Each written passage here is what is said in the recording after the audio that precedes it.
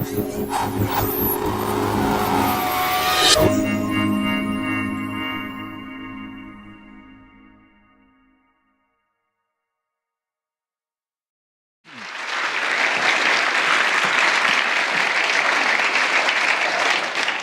you very much. Well, good evening, ladies and gentlemen. Wonderful, packed house. So let me say a few words about the speaker this evening. Philip Ball is a freelance writer. Previously, he was an editor at Nature for over 20 years. He writes regularly, both in the scientific and popular media, and has written many popular science books. I haven't read all of them, but I've read several of them, I promise. So some of his books, H2O, a biography of water, Bright Earth, The Invention of Color, The Music Instinct, Curiosity, How Science Became interested in everything. He won the 2005 Aventis Prize for science writing for his book Critical Mass. In fact, I think that was the first occasion I met Phil. I was sitting at his table. My wife and I were sitting at his table, so obviously we were cheering him on. Do you remember that? And then so we whooped with delight as though somehow we could share and reflected glory when his name was announced as the winner. He's been awarded the American Chemical Society's Grady Stack Award for interpreting chemistry to the public. He was the inaugural recipient of the Lagrange Prize for communicating complexity science. He trained as a chemist at Oxford and as a physicist at Bristol. So this man is not a hack. This man is very, very smart. And he covers a wide area of science. He was one of the first people we sent the draft of our manuscript to, my book Life on the Edge, when we wanted some expert opinion, someone to cast their eye over it. Phil's latest book, by the way, is Invisible, The Dangerous Allure of the Unseen. He wrote the article in Nature to which that picture is associated in 2011, but as early as 2004, I think, 10 or so years ago, Phil wrote an article in Nature about how quantum mechanics plays a role in the action of enzymes. So this is essentially before even many in the world of science, let alone in the wider public, had even heard of the subject of quantum biology. So now that this field is really emerging and a lot of people are getting very excited about it, I think there's no better person to provide an introduction to the field than Philip Ball. Phil, over to you.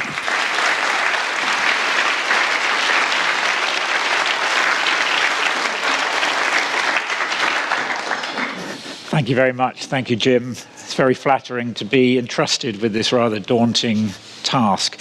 I'll see how I get on. I guess like most trendy fads in science, quantum biology is actually rather old.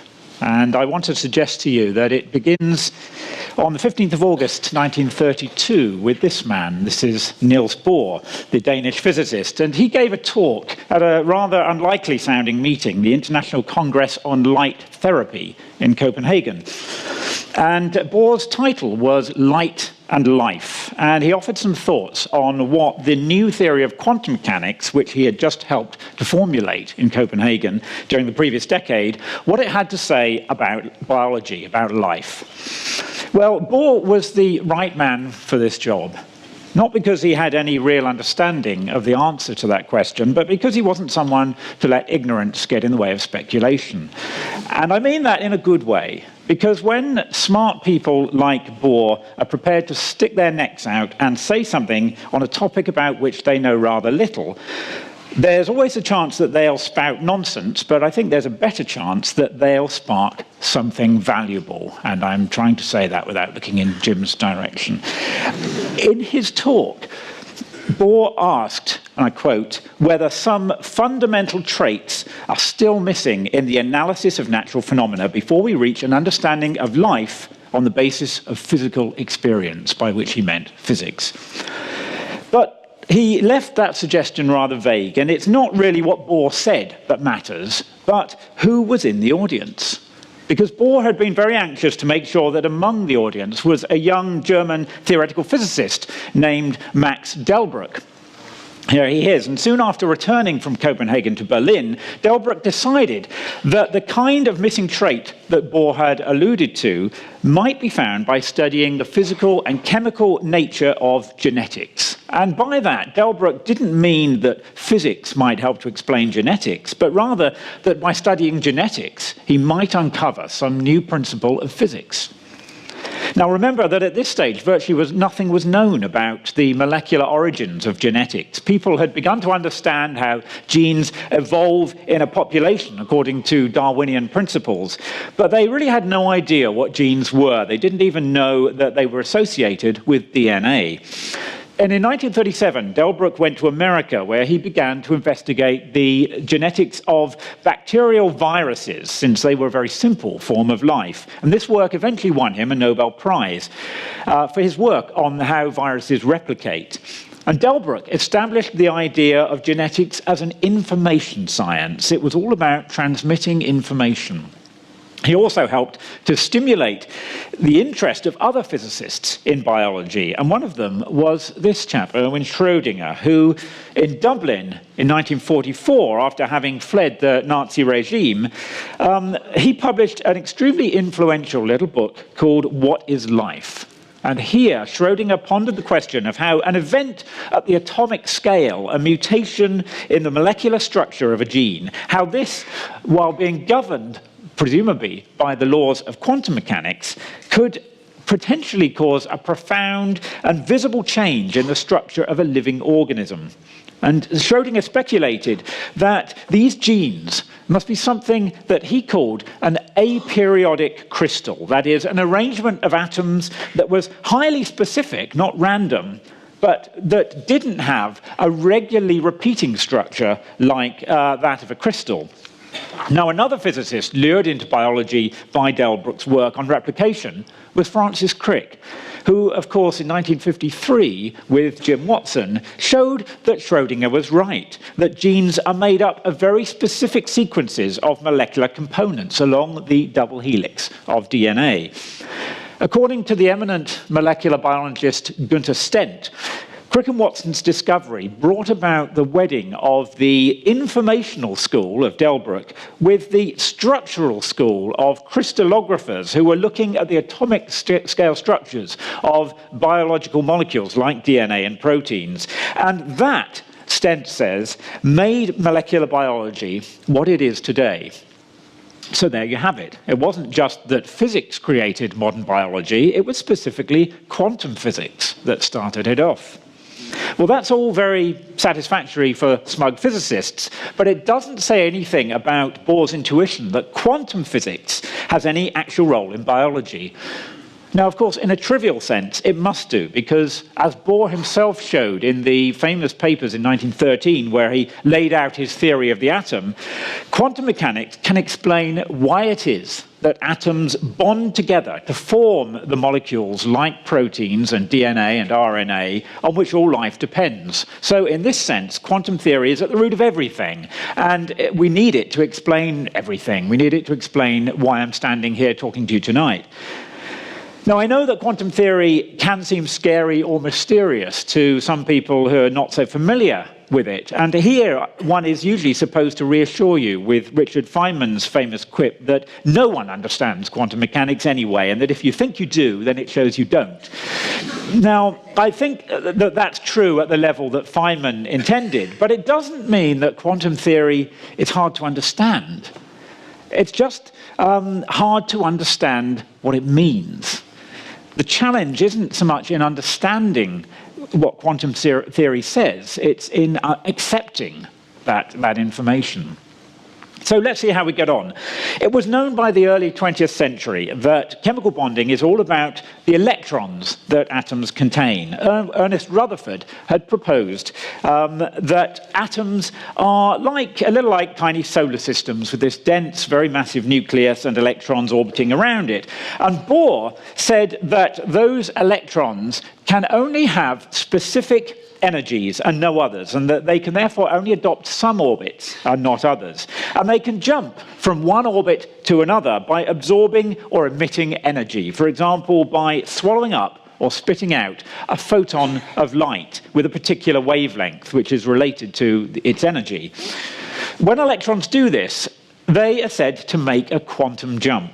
And Bohr outlined how electrons can adopt quantized orbits that link two or more atomic nuclei and that will join them then together in a chemical bond. Here are some of the early sketches that Bohr made of that idea.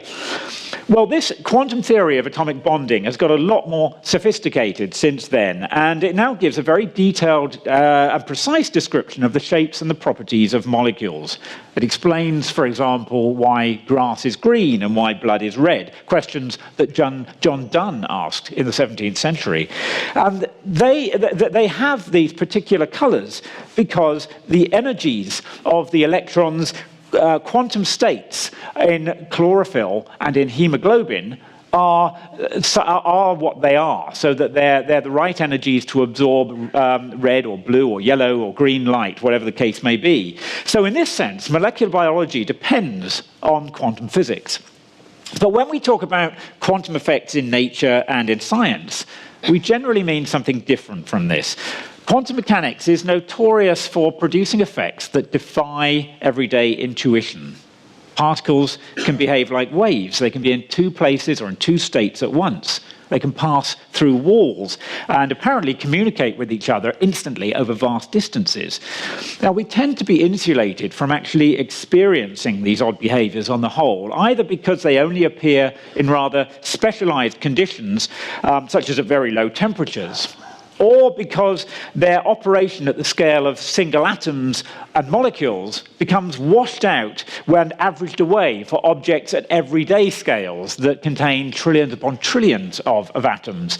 This is why we can generally rely on the pre-quantum classical physics, classical mechanics of Galileo and Newton to explain and describe how things behave in the everyday world.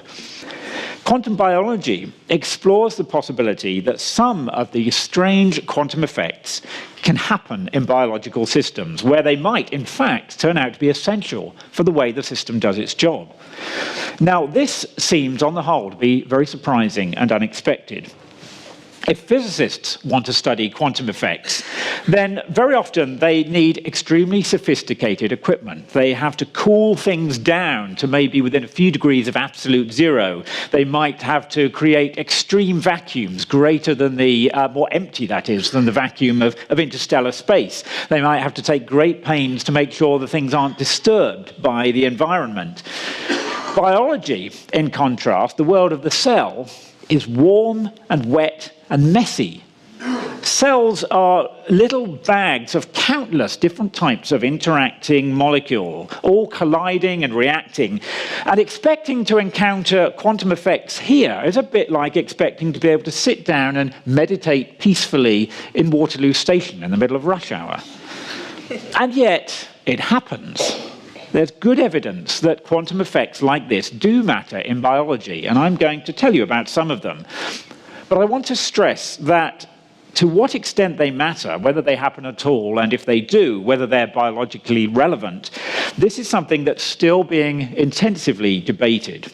These effects seem to be well attested in some cases, they seem to be uncertain in others, and extremely speculative in others. Now, this is natural. Quantum biology is still in its infancy, and we can't yet say whether it amounts to just a ragbag of oddities and quirks of nature, or whether it's a profound aspect of how life happens. Well, let me start with waves. Wave-particle duality is probably one of the least helpful expressions in quantum theory, but what it strives to convey is that very small particles seem, in some experiments, to show the characteristics of particles with particular positions in space, let's say, and in other experiments to behave like waves, which are spread out through a large region of space. The particles of light called photons do this, and so do electrons. That's how electron microscopes work, by making use of the wave-like character of electrons. And so do atoms. Now, here's a picture of atoms. This is a real picture of atoms where each of these blobs is an individual atom. I mean, sure, they've been colorized and, tidied up to look this way, but really that's what you're seeing here. Atoms arranged on the surface of something like a metal into these patterns. And yet here is what happens if you fire atoms through two narrow slits in a screen. First of all, you see that the atoms seem to appear on the screen pretty much at random. But as you look and see more and more of these impacts, you start to see this pattern of bright and dark bands appear.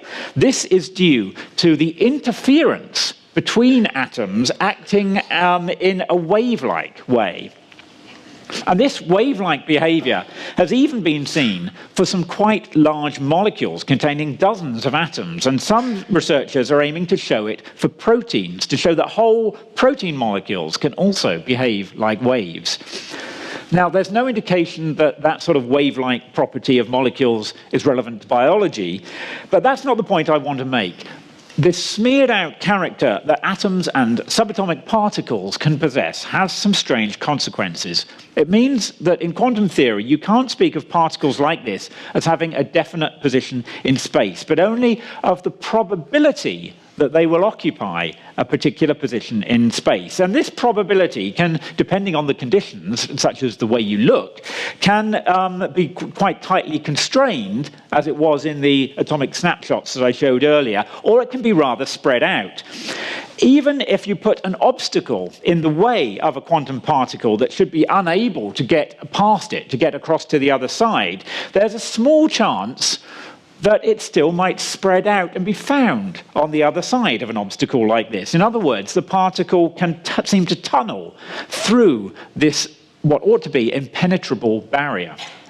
And in fact, that's how the earlier pictures that I showed you of atoms were made. They used an instrument called the scanning tunneling microscope, in which a very fine metal tip is brought close to a surface. And if there's an electrical voltage between the tip and the surface, there's a very small chance that electrons will tunnel across the gap between them. And if the tip and the sample are connected in an electrical circuit, this gives rise to a tunneling current, a flow of current because of the electron tunneling. And because that current is extremely dependent on the precise separation between the tip and the sample, any small obstacle on the surface, like a single atom just poking up from the surface, can produce a large change in that tunneling current. And in this way, the current measures the topography of the surface as the tip is scanned over it. Now, loosely speaking, the amount of quantum smeared outness of a particle, it can increase the greater, the smaller the particle is. So very small particles tunnel more readily than larger ones.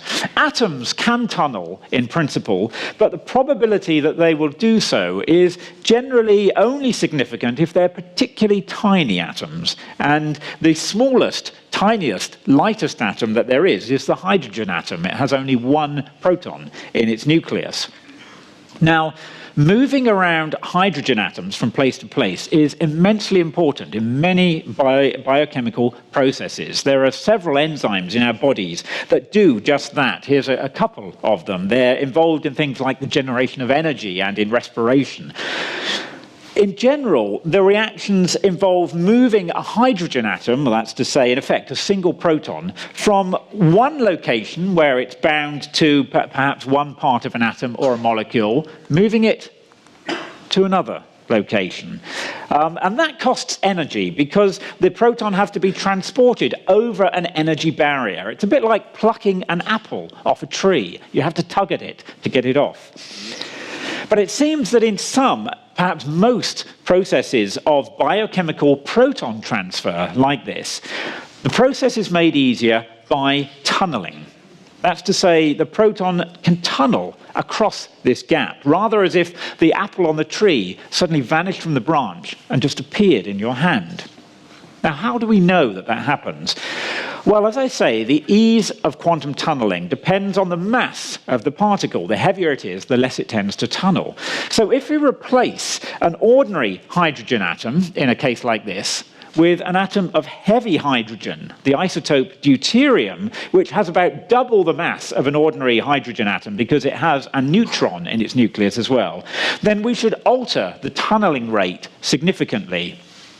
But at the same time, the chemical properties of the hydrogen are virtually unchanged here. Different isotopes of elements, which differ in the number of neutrons they have in their nuclei, are chemically identical. So all we change in this case is the mass and therefore the tunneling rate.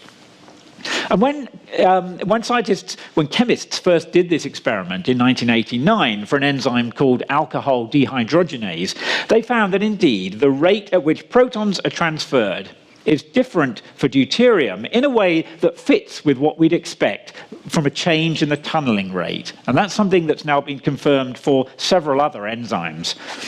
So tunneling makes biological proton transfer easier and faster. Does this mean that biology uses quantum tunneling? Well, it probably sounds as though that's just what I've said. But actually, tunneling is almost impossible to avoid in a situation like this. In fact, even how hydrogen atoms, or more strictly hydrogen ions, protons, move around between water molecules in ordinary liquid water, even that involves a degree of tunneling. So while you could argue that tunneling is useful for biology, it's not clear that enzymes have evolved to make use of it. They may be just stuck with this thing that happens whether they like it or not. Some biochemists, such as the Nobel laureate Ariel Warshel, believe that quantum tunneling is not only of rather minor importance in biology, because it only speeds things up typically by factors of maybe 2 to 10, which is not a lot for an enzyme, but also that it's just a side effect, that it's not something exploited by evolution. As one theoretical chemist has put it, tunneling is a fact of life, but life has no special effect on tunneling.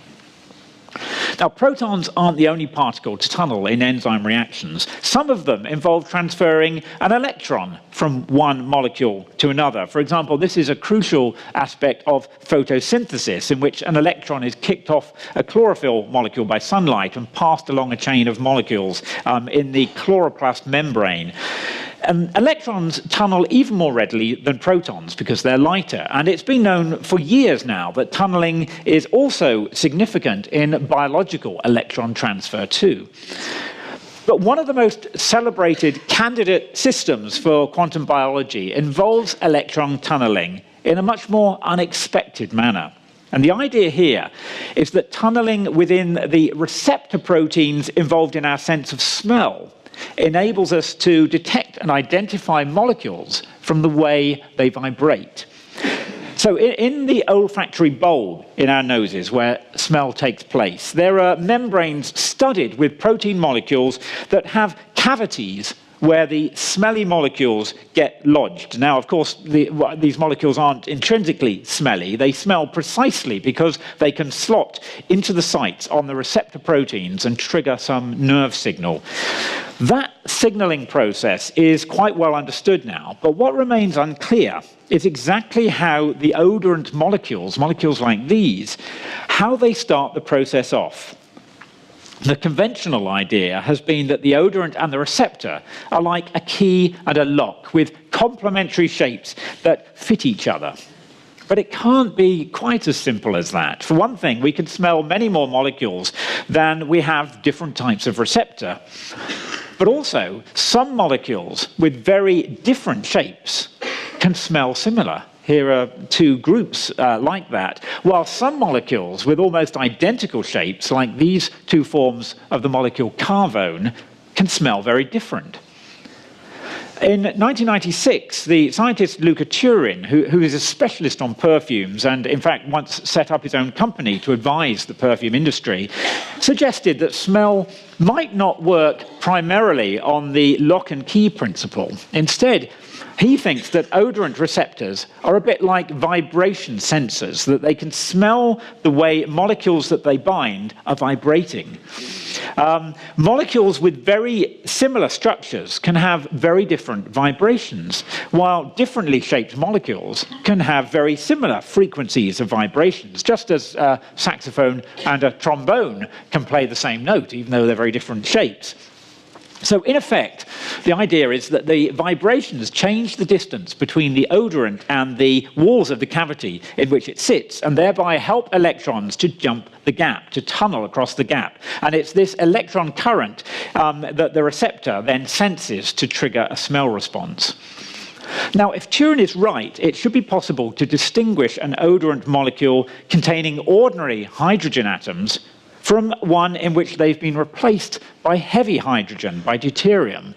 That's because the heavy hydrogen isotopes that have twice the mass vibrate more slowly, even though the molecule's shape is pretty much unchanged.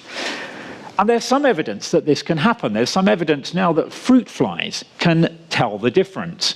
In 2011, a team in Greece collaborated with Turing on experiments on fruit flies, where they placed them in a T-shaped maze like this, with two attractive odors wafting from each passage, one of them just a deuterated form of the other.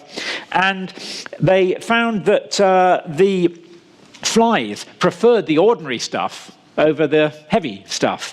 The researchers could train these flies using mild electric shocks to actively avoid the deuterated odorant, which is something they could only learn if they could tell them apart in the first place.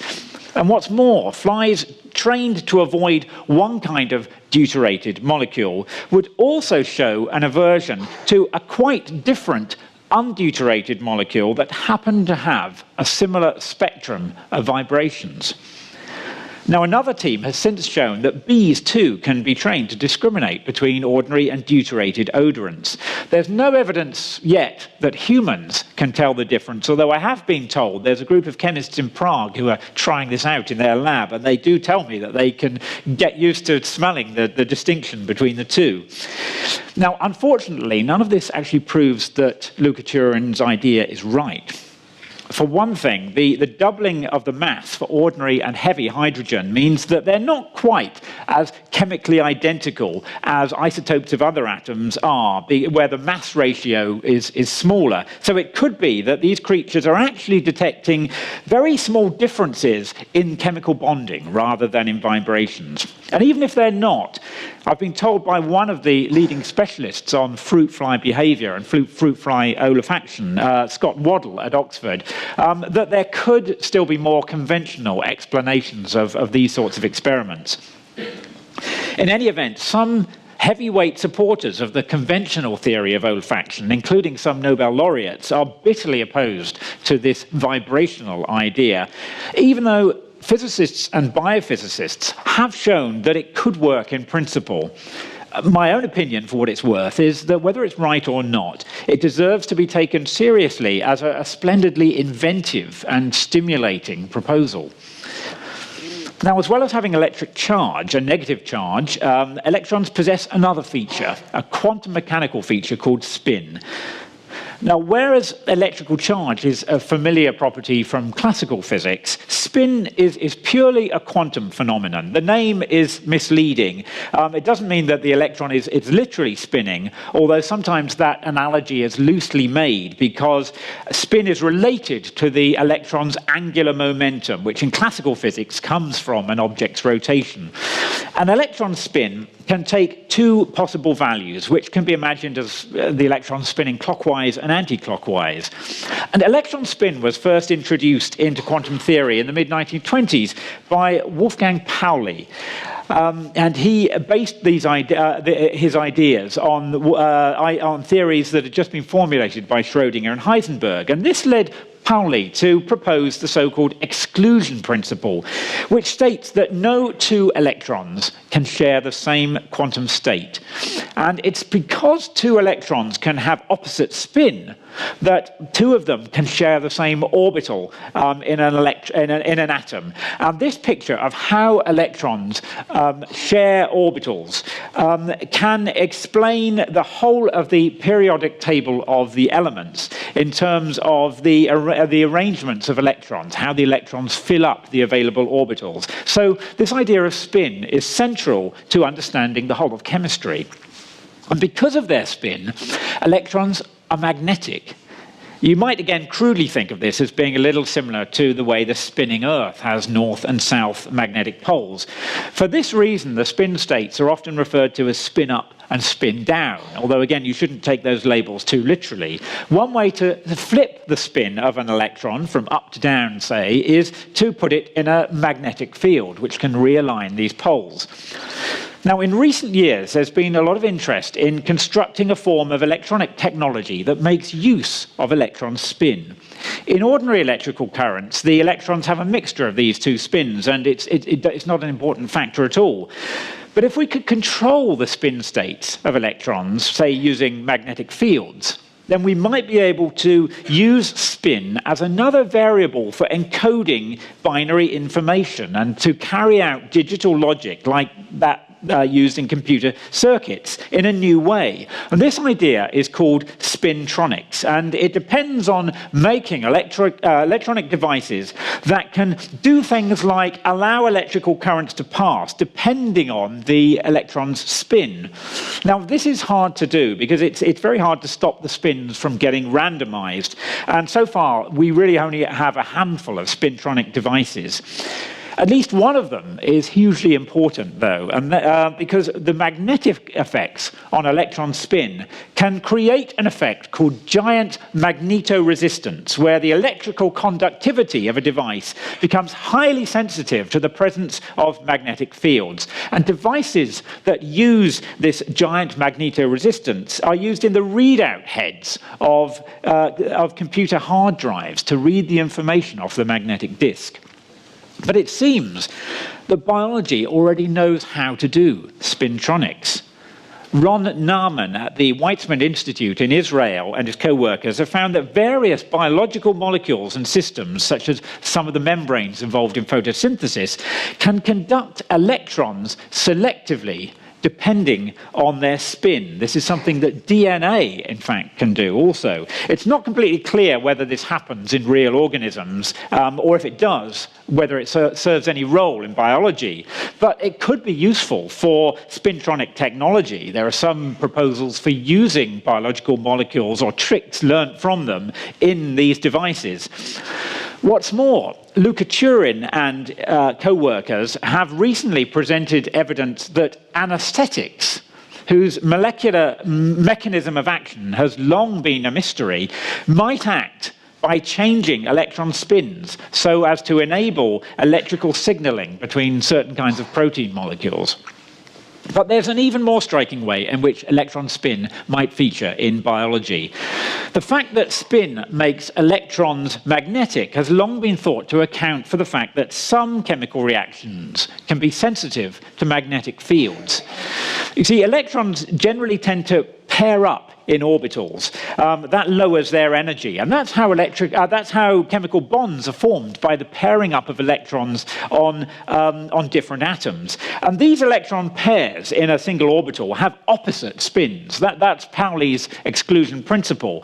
And so the pair has no net magnetism in that case. They cancel out. But some reactions, including some important ones in biology, involve the splitting apart of chemical bonds to form pairs of atoms or molecules that each has a lone unpaired electron. And those molecules are called radicals. And because they have a net electron spin, they feel magnetic fields. And this means that the reactions can be sensitive to magnetic fields.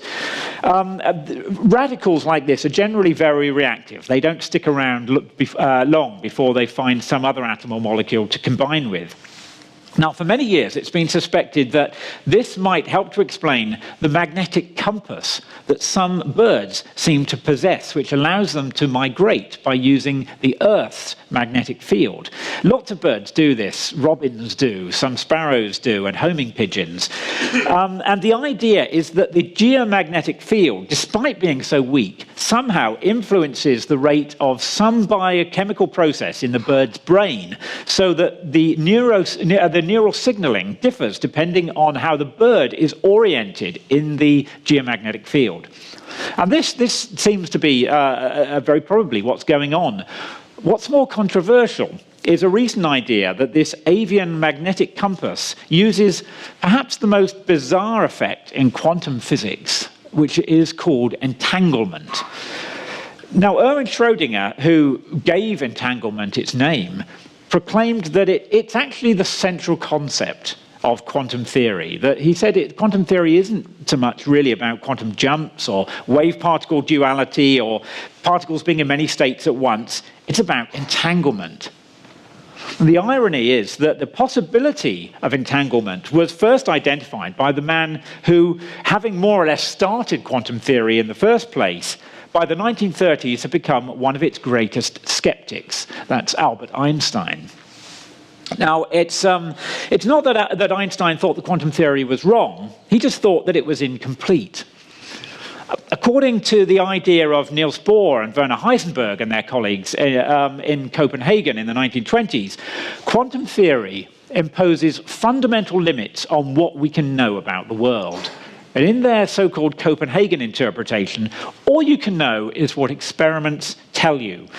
So the fact that experiments seem to insist on some uncertainty about quantum states, or that different experiments might tell you different things, wasn't because of some limitation in what you could measure. It was because there was literally no deeper truth beyond that to be found.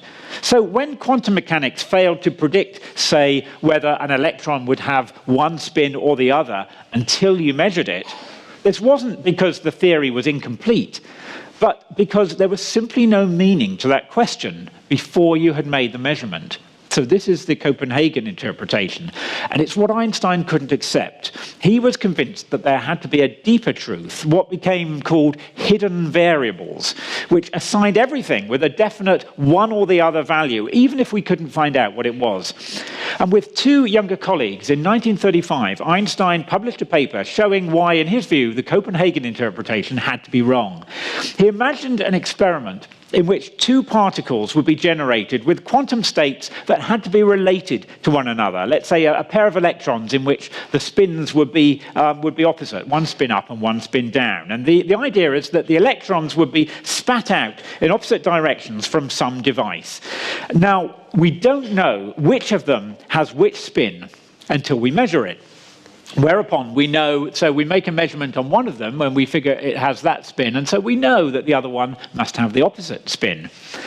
And it's because of this correlation between spins that we know that this must be the case, and that in that sense, this pair of electrons is said to be entangled. Now, if the Copenhagen interpretation is right, then it's not just that we don't know which spin is which until we make the measurement. It's actually that the spins are literally undecided until then. And when we make the measurement, that decision is made by the universe at random.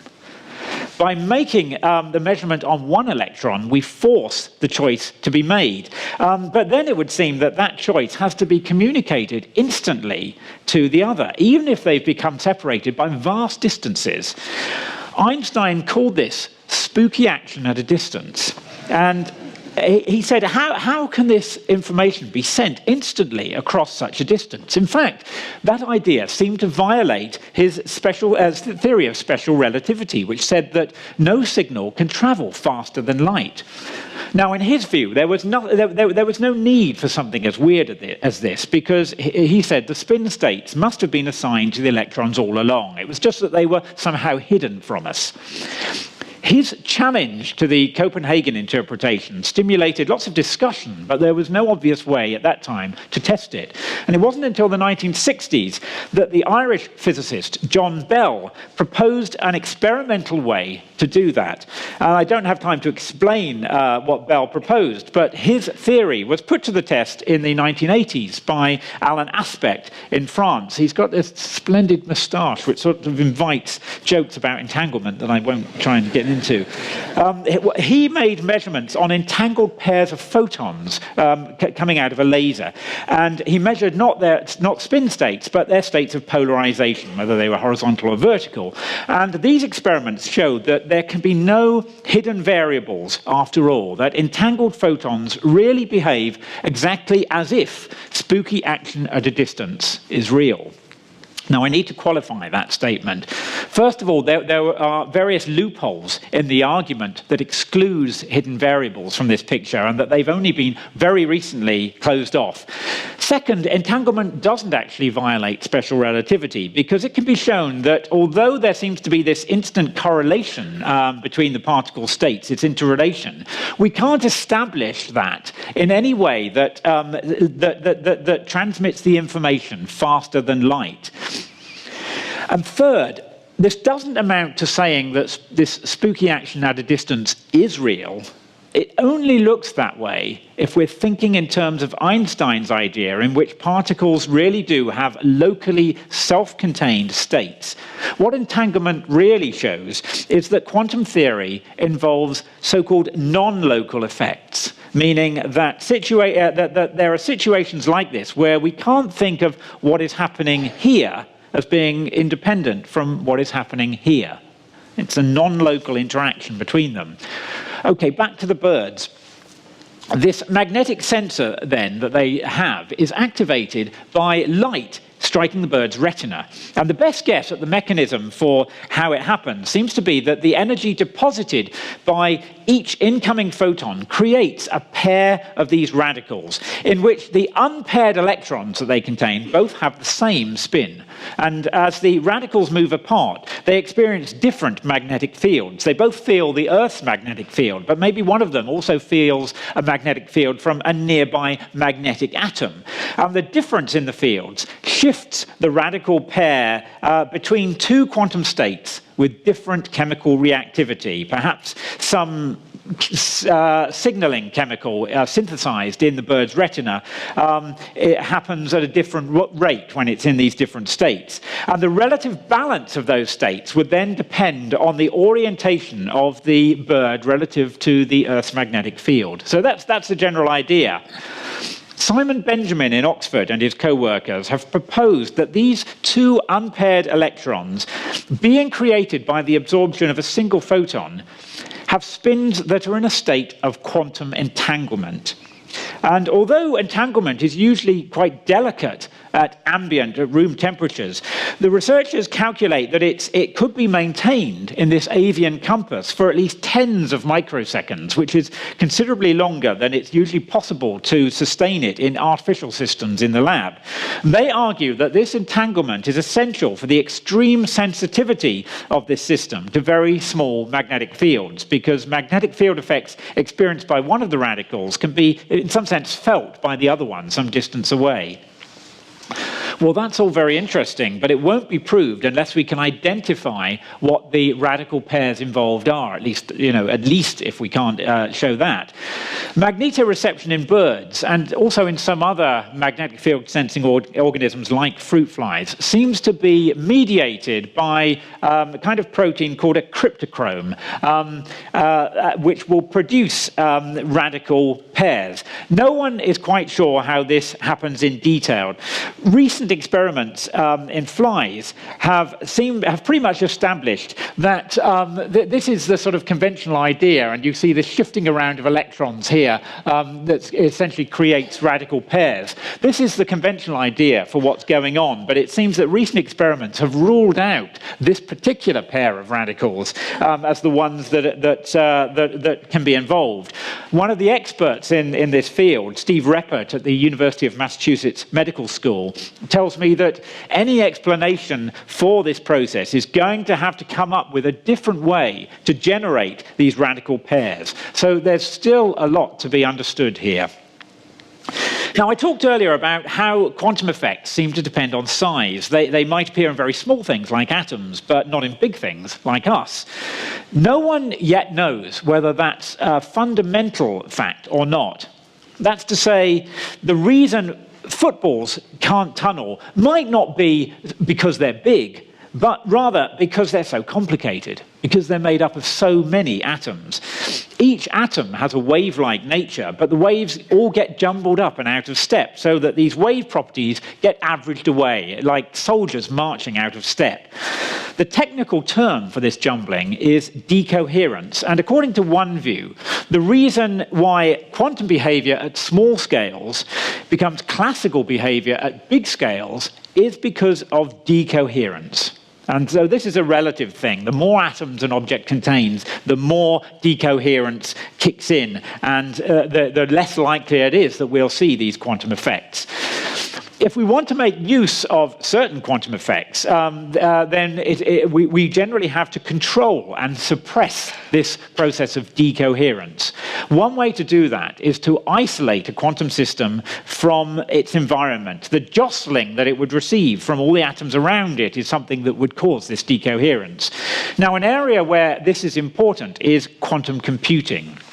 And here, the aim is to encode information in quantum states, just as we currently encode information in, say, in magnetic domains on a magnetic disk, or in arrays of light-scattering dimples on a CD or a DVD.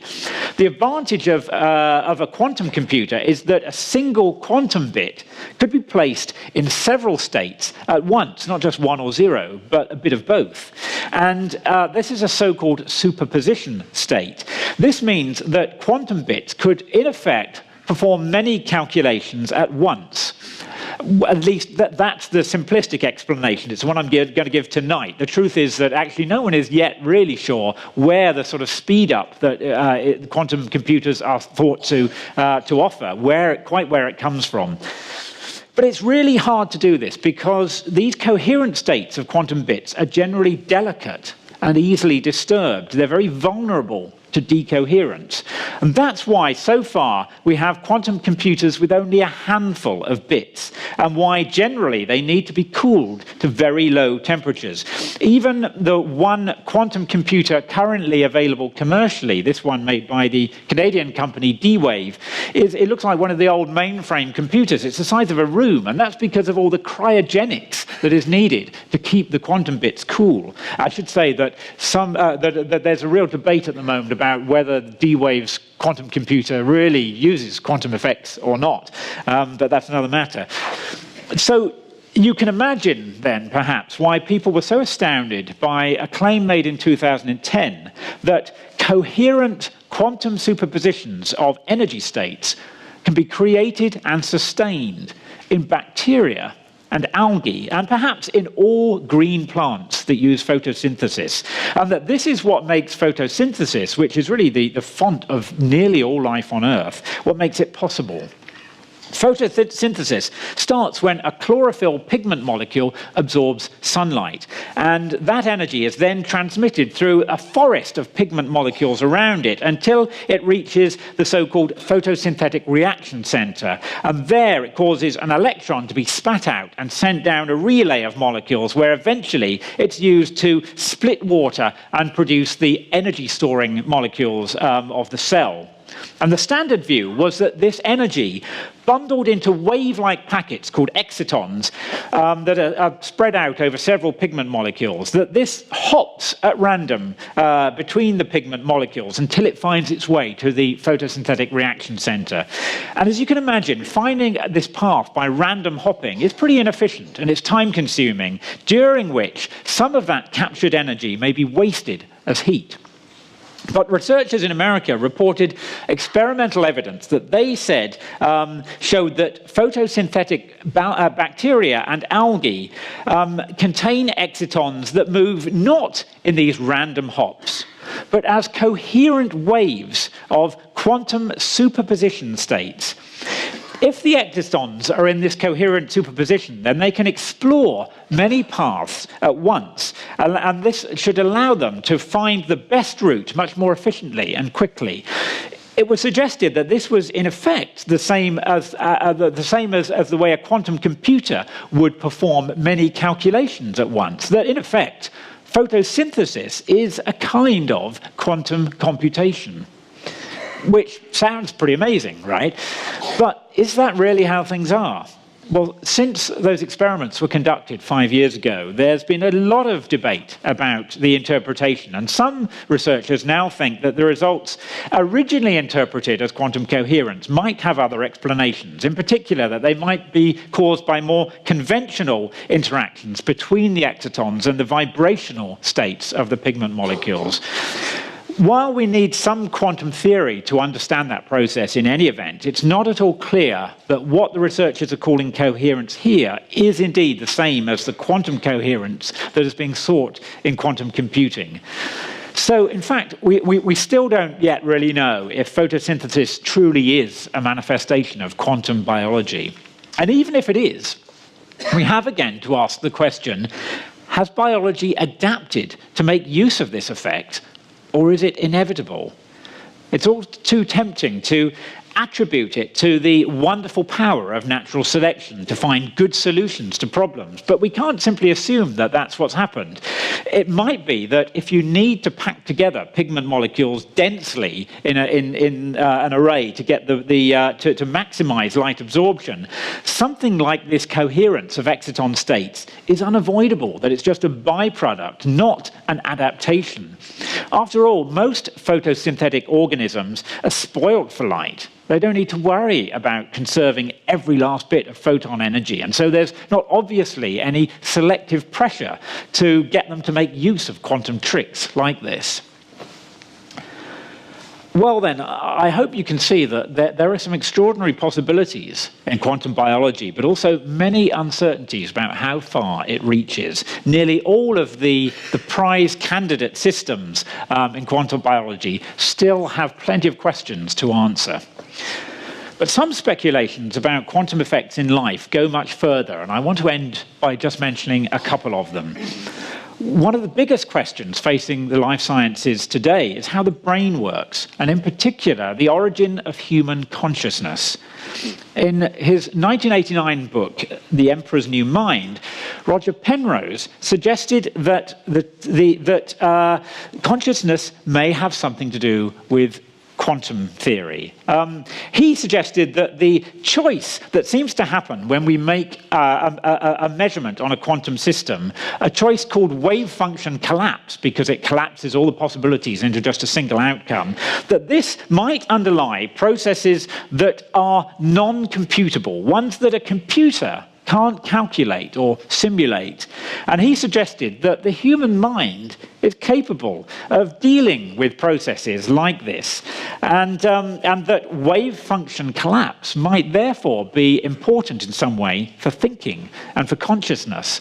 And in conjunction with the physician Stuart Hameroff, he later suggested that entanglement between electrons on protein structures called microtubules in the brain could be at the root of this process. Now, like many, I should really say, of Penrose's wilder ideas, this one is tremendously inventive. And like many of them, there's also not a shred of current evidence to support it. But some interpretations of quantum theory imply far, far more profound consequences for biology than any of this. The collapse of the wave function is in fact a very puzzling thing, because there's nothing in conventional quantum theory that explains or predicts it. It's something that has to be put into the maths by hand. And some physicists are very dissatisfied with that. They think it's much more parsimonious to assume that in fact there is no collapse of the wave function at all.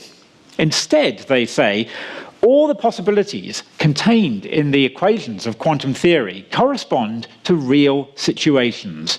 None of them goes away when we make a measurement. Instead, the world, meaning really the entire universe, splits into alternative worlds when this happens, and that they're all real. but that our consciousness can only be present in any one of them.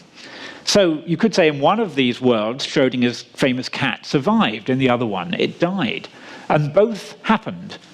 This is the so-called many worlds interpretation of quantum theory. It was first proposed in the 1950s, and it's now advocated by some of the most influential physicists in the world, including Stephen Hawking and Frank Wilczek, as well as well-known popularizers like Brian Cox and Max Tegmark and Brian Greene.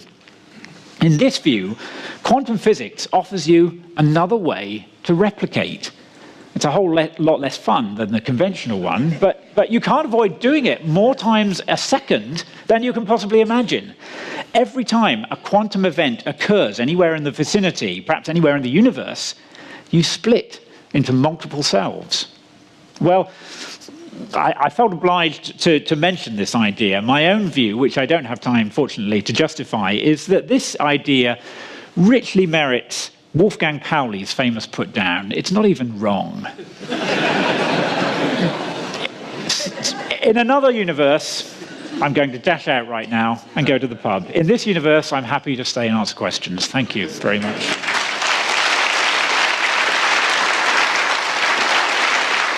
Does the colder temperatures just slow it down so that we can observe it more, or do they simply not work? Because in a quantum computer, would they not work at sort of higher temperatures?